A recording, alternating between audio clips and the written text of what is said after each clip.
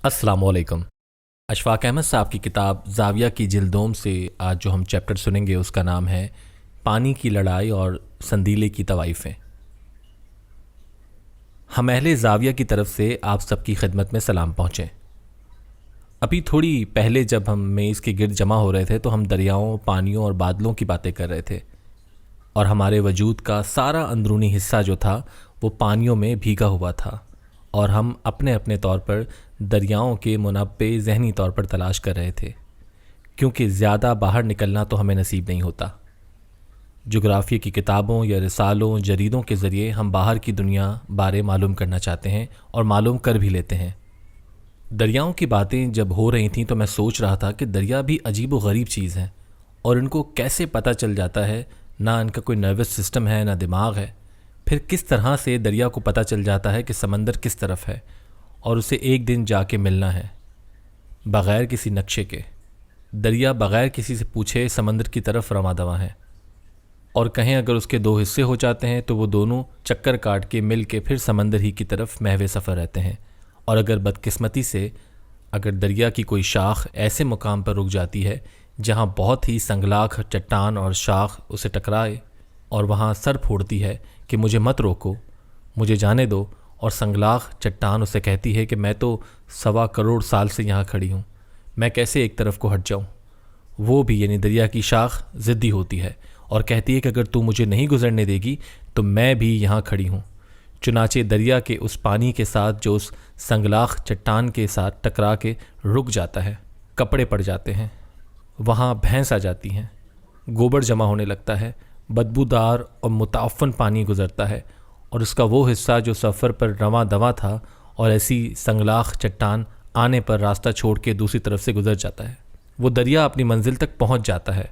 बिल्कुल उसी तरह से इंसानी ज़िंदगी है, जहां इंसान ज़िद में आकर रुकता है, लड़ाई झगड़ा करता है, तो फिर उसके आगे बढ़ने और मंजिल तक पहुंचने के जो भी मकामात हैं वो मसदूद हो जाते हैं। आज से बहुत अरसे पहले, मेरे ख़्याल में 100-150 साल, लखनऊ भारत का शहर है, उसके करीब एक कस्बा संदीला है। वहाँ के लड्डू और शायर मशहूर हैं। वो शायर बड़े आला पाए के हैं। लखनऊ में भी बड़े शायर थे, लेकिन संदीले के शायर इस्लाह देते थे और उसकी उजरत वसूल करते थे। एक दफ़ा ये हुआ कि संदीले में बहुत ज़बरदस्त ड्रॉट यानी खुश्क साली हो गई और वहाँ के नवाब और छोटी छोटी राजधानियाँ तमाम की तमाम खुश्क साली का शिकार हो गईं। इस कदर सूरत हाल ख़राब हुई कि ज़मीन का कलेजा खुश्की से फटने लगा। जगह जगह पर फटी हुई ज़मीन के आसार नज़र आने लगे। मवेशी मरने लगे और उनके बड़े बड़े पिंजर और सींग जगह जगह पड़े नज़र आते। परिंदों ने वो इलाका छोड़ दिया। एक दफ़ा गए तो फिर लौट के नहीं आए। लोगों ने आकर उनके सरदार के पास शिकायत की। वो सरदार लड़खड़ाता नवाब के पास गया कि हुजूर, लोग गांव छोड़कर जाना चाह रहे हैं, लिहाजा नमाज इस्तिस्का पढ़ी जानी चाहिए, क्योंकि इस तरह तो गांव ही खाली हो जाएगा। चुनाचे नमाज इस्तिस्का अदा की गई, लेकिन इसका कोई असर ना हुआ, जिससे लोगों की मायूसियों में मज़ीद इजाफा हो गया। हिंदुओं ने कहा कि हम अपना नाकोस बजाकर और भजन गाकर भगवान को राज़ी करते हैं, शायद वो बारिश भेज दे। उन्होंने अपना पूरा जोर लगाया, लेकिन कुछ ना हुआ। जब ढोर डंगरों के बाद इंसान भी मरने लगे तो उस इलाके की तवाइफ़ें, वो सारे उत्तर प्रदेश में बहुत मशहूर थीं, अपना छोटा सा ग्रोह लेकर नवाब साहब की खिदमत में हाजिर हुईं और उन्होंने कहा कि जितना आप यानी आवाम पर बहुत कड़ा, बहुत बुरा वक्त आया है और इस बुरे वक्त से हम सब माऊफ़ हो गए हैं। हमारे जहन में एक बात आती है, अगर हमें उसकी इजाज़त दी जाए तो हम शायद इस इलाके और आपकी कुछ मदद कर सकें। नवाब साहब ने कहा कि इससे अच्छी और क्या बात हो सकती है। तवाइफ़ों ने कहा कि हम भी एक मखसूस मकाम पर पहुंचकर खुले मैदान में जाकर बैठेंगे और हम भी कुछ गिरिया औजारी करेंगे, लेकिन शर्त यह है कि कोई आदमी उस तरह ना आने पाए। उनकी वो शर्त मंजूर कर ली गई। वो अपने कीमती घरों और सोने चांदी के जेवरात और जो भी कुछ उनके पास था अपने बालाखानों पर छोड़कर सीढ़ियों पर उतरी। उन्होंने सफ़ेद रंग की नीली कनी वाली धोतियाँ बांधी हुई थी, जैसे कलकत्ते वाली ख़वातीन पहनती हैं, ख़ास तौर पर जिस तरह मदर टेरेसा पहनती थीं। एक चरवाहे ने यह आंखों देखा हाल बताया था, हालांकि किसी मर्द को वहाँ जाने की इजाज़त नहीं थी। तो वो जब उस मखसूस जगह पर आईं तो उन्होंने गिड़गिड़ा कर अल्लाह से दरख्वास्त की कि ए खुदा, तू जानता है हमारे अफ़ाल कैसे हैं और किरदार कैसा है और हम किस नौयत की औरतें हैं। تو نے ہمیں بڑا برداشت کیا ہے، ہم تیری شکر گزار ہیں، لیکن یہ ساری مصیبت جو انسانیت پر پڑی ہے یہ ہماری ہی وجہ سے ہے۔ اس علاقے میں جو خشک سالی آئی ہے وہ ہماری موجودگی سے آئی ہے، اور اس ساری خشک سالی کا کارن ہم ہیں۔ ہم تیرے آگے سجدہ ریز ہو کر دل سے دعا کرتی ہیں کہ بارش برسا، اور ان لوگوں اور جانوروں کو پانی عطا کر تاکہ اس بستی پر رحم ہو، اور ہجرت کر کے جانے والے پرندوں کو واپس آنے کا پھر موقع ملے اور وہ یہاں خوشی کے نغمے گائیں۔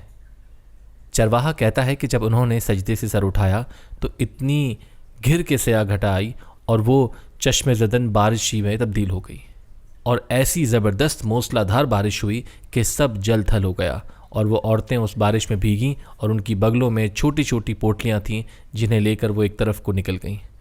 پھر کسی نے ان کا نہ پوچھا اور نہ ہی ان کا کوئی پتہ چلا کہ وہ کہاں سے آئی تھیں اور کدھر چلی گئیں۔ انہیں زمین چاٹ گئی یا آسمان کھا گیا، لیکن ساری بستی پھر سے ہری بھری ہو گئی۔ ان طوائفوں کے گھروں کے دروازے کھلے تھے۔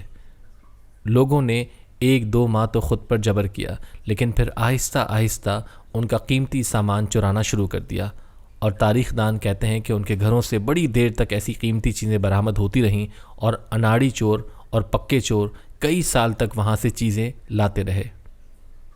ان کی یہ سیکریفائس، ان کی یہ قربانی اور لوگوں کے ساتھ محبت اور تال میل اور گہری وابستگی کو جب میں آج کے تناظر میں دیکھتا ہوں اور آج میں اپنا اخبار پڑھتا ہوں تو مجھے بڑی حیرانی ہوتی ہے کہ ہم جو پڑھے لکھے لوگ ہیں، جو ان طوائفوں سے بہت آگے نکل کر پانی پر جھگڑا کرتے ہیں کہ اس صوبے نے میرے اتنے قطرے پانی کے چھین لیے، دوسرا کہتا ہے میں نے تجھے اتنے قطرے زیادہ دے دیے، ان بیبیوں جیسی بلکہ بازاری بیبیوں جیسی کام کی بات نہیں کرتا، اور ایسی کوئی بات کسی کے دل میں نہیں آتی، اور کوئی بھی اس بات کو ماننے کے لیے تیار نہیں ہوتا کہ یہ پانی جو اللہ کی عطا ہے اور جو ہم کو جس قدر بھی مل رہا ہے اس کو بانٹ کے کس طرح استعمال کرنا ہے۔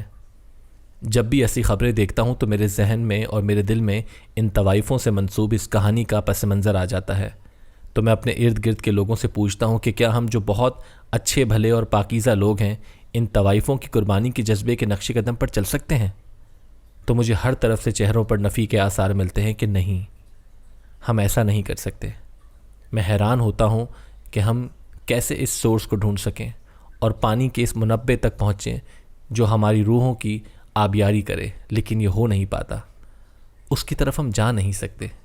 بہت ممکن ہے کہ میرے پیارے مہمانوں میں سے کوئی مجھے تھوڑی سی گائیڈنس اس حوالے سے عطا کرے کہ کس طرح سے ہم اس منزل تک پہنچ سکیں جس پر وہ پاکیزہ بیویاں ایک ہی فیصلے پر پہنچ گئی۔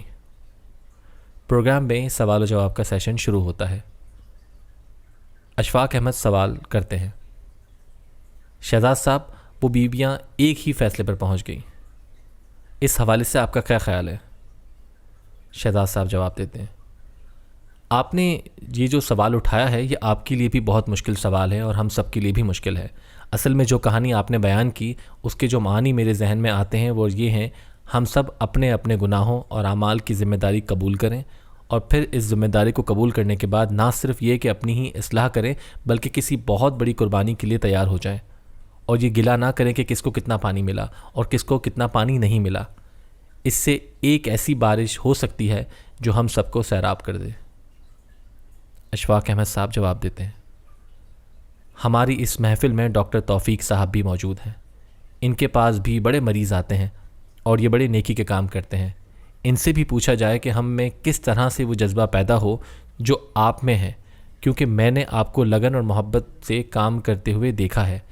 جب اس کے برعکس ہم رکتے اور گھٹتے ہیں، ہم بھی پھیلنا چاہتے ہیں۔ ڈاکٹر توفیق صاحب جواب دیتے ہیں، میرا خیال ہے اشفاق صاحب کہ ہمیں چاہیے کہ ہم ایک دوسرے کو سمجھنے کی بھی کوشش کریں، اور ایک دوسرے سے جو توقعات ہم رکھ رہے ہیں ان توقعات کا دائرہ بھی جانچیں، اور ایک دوسرے کو چیزیں دینے کی ہمت بھی رکھیں، صرف لینے پر ہی مسر نہ رہیں۔ جب یہ سارے جذبے ہم میں آ جائیں گے تو ہم مل بیٹھ کے پانی کے قطروں کو جو بھی ہمارے پاس ہیں ان کو خوش اسلوبی سے بانٹ لیں۔ اشفاق احمد صاحب کہتے ہیں، پروین، اس بارے میں آپ کا کیا خیال ہے؟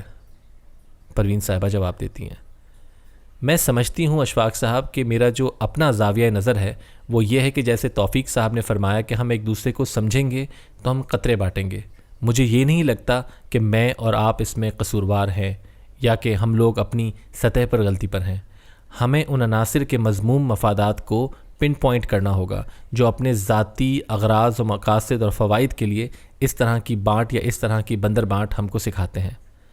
اگر ہم میں حب الوطنی کا جذبہ بیدار ہو جائے اور ہم سمجھیں کہ اتفاق اور محبت سے ہی مسائل حل کر سکتے ہیں، وہ بیویاں جن کی مثال دی گئی ہے وہ متحد ہو کر جنگل میں گئی تھیں اور ان کے دل میں درد تھا اور انہوں نے اپنا ذاتی فائدہ چھوڑ دیا تھا، تب وہ مسئلہ حل ہوا تھا۔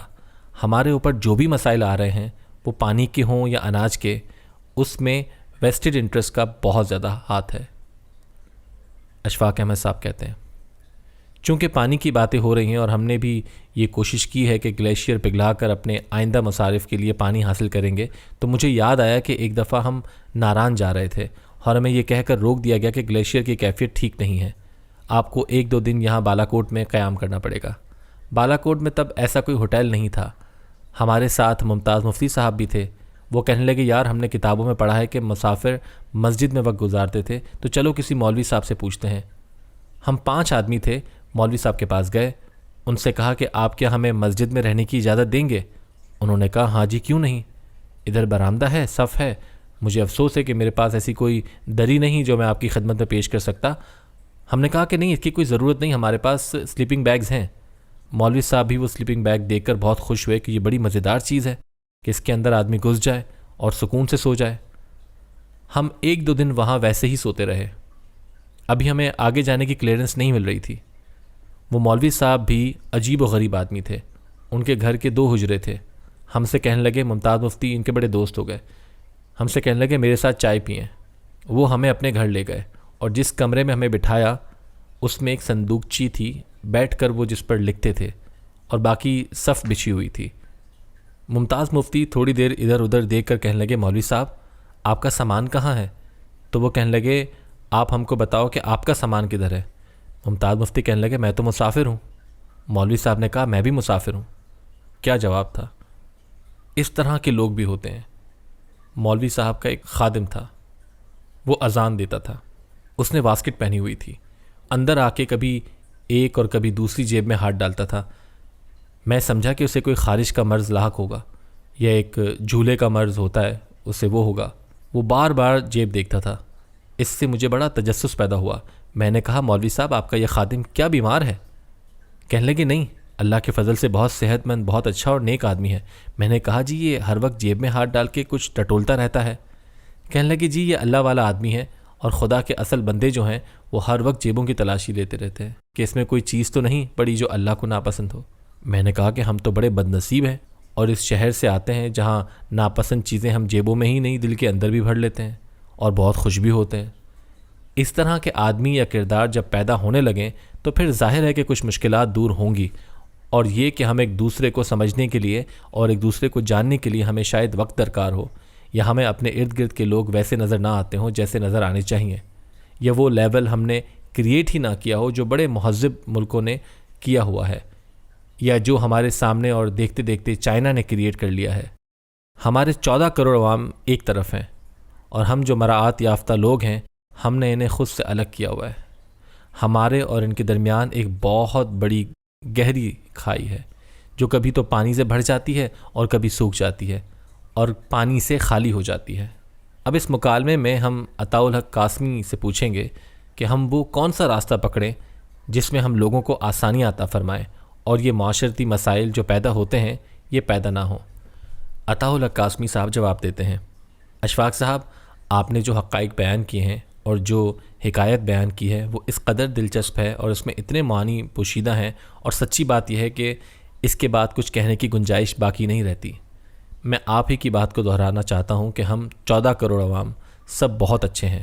ہم میں سے کچھ کو چاہیے کہ ہم اپنے آپ کو برا سمجھیں اور جا کر انہی بازاری عورتوں کی طرح گریہ زاری کریں، تب شاید ہمارا مسئلہ حل ہو جائے۔ اشفاق احمد صاحب کہتے ہیں عاصم قادری صاحب آپ بھی کچھ فرمائیں۔ عاصم قادری صاحب فرماتے ہیں لوگ ایثار و قربانی کی شیئرنگ اور مل بانٹنے کی بات کرتے ہیں، ہم لوگ ہر گھنٹہ ہر منٹ ایک ایسی بے یقینی اور غربت کی طرف چلے جا رہے ہیں جہاں پر سوچ کی میچورٹی ہم سے بہت دور ہے اور ہم میں چھین کے کھا لینے کی حس بیدار ہوتی چلی جا رہی ہے۔ آپ اس مسئلے کو، جو مسئلہ ہر دن ہمیں غربت اور بے یقینی کی جانب گھسیٹتا چلا جا رہا ہے، اس کو تلاش کرنے کی ضرورت ہے۔ اشفاق احمد صاحب کہتے ہیں ہمارے درمیان نیلم احمد تشریف رکھتی ہیں۔ وہ اس عہد کی بہت معتبر نوجوان افسانہ نگار اور قلمکار ہیں۔ اس سلسلے میں جس میں ہم پھنسے ہوئے ہیں اس کی بابت ان سے پوچھتے ہیں۔ نیلم احمد جواب دیتی ہیں، اشفاق صاحب کی بیان کردہ حکایت سے دو باتیں میرے ذہن میں آئیں۔ ایک یہ کہ جن خواتین کا انہوں نے تذکرہ کیا انہیں معاشرتی طور پر اچھی نگاہ سے نہیں دیکھا جاتا تھا، لیکن پھر بھی ان کے دل میں ایک مقصد تھا جس کی وجہ سے انہوں نے خدا سے دعا کی، اور وہ ایک عظیم تر مقصد تھا۔ دوسری بات جو پانی کی ہے، یہ مسئلہ روز اخباروں میں آتا ہے اور اس سے ہم کافی افسردہ بھی ہوتے ہیں۔ میں سمجھتی ہوں کہ ہم سب میں ٹالرنس کی کمی ہے، برداشت کا معدہ شاید کم ہو گیا ہے، اور ایک دوسرے کے لیے کچھ کر گزرنے کا جذبہ بھی کافی کم ہے۔ اس لیے اگر ہم میں سے کچھ قطرے کسی کو زیادہ مل جاتے ہیں یا کچھ کم تو ہم لوگ واویلا مچا دیتے ہیں، جبکہ یہ پوری قوم کا مسئلہ ہے۔ اگر ایک صوبے کو پانی ملے گا اور دوسرے کو نہیں تو یہ بھی ٹھیک نہیں ہوگا۔ سارے ملک کو پانی ملے گا اور فصلیں پیدا ہوں گی تو سب خوشحال ہوں گے۔ عطا اللہ قاسمی درمیان میں بولتے ہیں، اشفاق صاحب اس حوالے سے ایک بہت ضروری بات میں کہنا چاہ رہا ہوں اور وہ اخباروں کے کردار کے حوالے سے ہے۔ اخبارات اس ایشو کو جس طرح اٹھاتے ہیں میں سمجھتا ہوں وہ بالکل قومی مفاد میں نہیں ہے۔ سیکرٹریز کی جو میٹنگز ہوتی ہیں یہ بات وہیں تک رہنی چاہیے، جبکہ اس کے برعکس یوں لگتا ہے جیسے دو صوبوں کی صف آرا ہیں اور ایک دوسرے کے خلاف طبل جنگ بجا دیا گیا ہے۔ یہ صورتحال قطعاً قومی مفاد میں نہیں ہے۔ اس سلسلے میں اخبارات کو اپنا کردار بہت احتیاط کے ساتھ ادا کرنا چاہیے۔ اشفاق احمد صاحب کہتے ہیں، آپ بالکل ٹھیک کہہ رہے ہیں، اور گھوم پھر کے بات پھر اسی مرکز پر آ جاتی ہے کہ جب تک ہم میں تعلیم کا فقدان رہے گا اور جب تک تعلیم یافتہ لوگوں کی تربیت درست انداز، خطوط اور سطح پر نہیں ہوگی، اس وقت تک ہم ایسی الجھنوں کا شکار ہوتے رہیں گے اور اس میں مبتلا ہوتے رہیں گے۔ ضرورت اس امر کی ہے کہ جو صاحبان اختیار و اقتدار ہیں اور جن کے ہاتھ اور قبضے میں لوگوں کی زندگیوں کی قدرت ہے، ان کو دوبارہ اپنے آپ کو بھی درست کرنا چاہیے اور اس تعلیم کی طرف بھی توجہ دینی چاہیے۔ اس حوالے سے تربیت کی واقعی ضرورت ہے۔ تربیت حاصل کرنے کے لیے کوئی اور راستہ اختیار کیا جانا چاہیے، اور میں تو اکثر ایک ہی بات کہا کرتا ہوں کہ جب تک آپ اپنے 14 کروڑ باقی بھائیوں کو ان کی عزت نفس نہیں لوٹائیں گے آپ پوری طرح سے بٹے رہیں گے اور کوئی مسئلہ حل نہیں ہوگا۔ ان کو ان کی عزت لوٹا دیجیے اور ان کو سلام کیجیے۔ آپ کے گھر دانوں سے بھر جائیں گے اور آپ کی چاٹیاں مکھن سے لبریز ہو جائیں گی۔ آپ سے اجازت لوں گا۔ اللہ آپ کو آسانیاں عطا فرمائے اور آسانیاں تقسیم کرنے کا شرف عطا فرمائے۔ اللہ حافظ۔